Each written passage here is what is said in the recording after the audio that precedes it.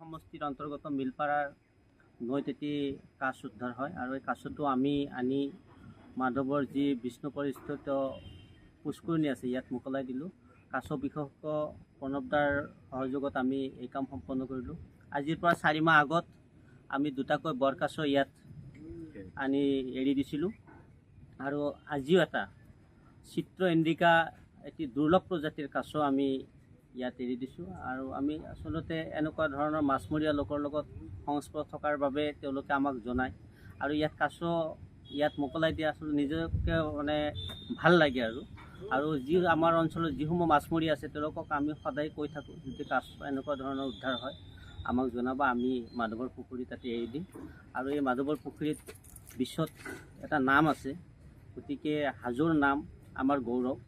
গতিকে আমি এই কাৰ্যৰ লগত যাতে সদায় জড়িত থাকিব পাৰোঁ তাকে আমি আশা কৰিছোঁ। আৰু আমাৰ গাঁওবুঢ়া ছাৰক ধন্যবাদ জনাইছোঁ। মানে সুন্দৰ নিদৰ্শন এটা দাঙি ধৰিছে তেওঁলোকে, মানে হাজোৰ কাৰণে গৌৰৱৰ বিষয়। আজি তেওঁলোকে এটা দুৰ্লভ প্ৰজাতিৰ কাছ পালে, পাই মোক ফোন কৰিছে, দাদা এটা কাছ পাইছোঁ। তেওঁলোকে কাছটো লৈ আহিলে, এতিয়া মানে বেছি সময় হোৱা নাই, কাছটো লৈ আহিলে। কাছটো দেখি ময়ো মানে অকণমান এটা মনত মানে আনন্দৰ এটা হেৰি উঠিছে মনত। কাৰণ আনন্দ উঠিছে কিয়, চিত্ৰ ইণ্ডিকা এইটো বাঘিয়া কাছ বুলি কয়, নেৰোহাট টাউটৰ। এই প্ৰজাতিটো দুৰ্লভ হৈছে, মানে যেনেকৈ ব্লেক চপচে দুৰ্লভ হৈছে, এইটো প্ৰজাতিও দুৰ্লভ হৈছে।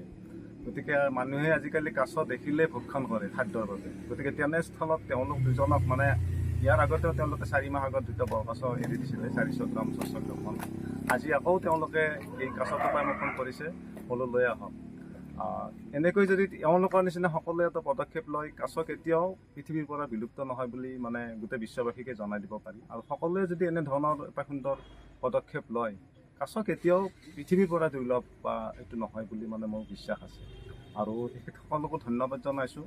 আৰু এটা এই মুহূৰ্তত কথাটো ক'ব বিচাৰিছোঁ যে কাছটো মানে পুখুৰীত দিলেই সংৰক্ষণ হৈ নাথাকে, পুখুৰীৰো কিছুমান মানে কৰণীয় কিছুমান আছে। ধৰক শিলৰ কংক্ৰিটৰ কাৰণে কাছই মানে উঠি জিৰণি ল'ব নোৱাৰে, খাদ্যৰো নাটনি হয়। গতিকে ব্ৰহ্মপুত্ৰত থাকিলেও এইটো প্ৰজাতি মানে খুব সুন্দৰভাৱে থাকিব পাৰে, যদি তাক সকলোৱে সংৰক্ষণ হিচাপত ৰাখে, যদি কোনোবা দুষ্ট চক্ৰই যদি ইয়াক মানে কোনো ধৰণৰ ক্ষতি সাধন নকৰে।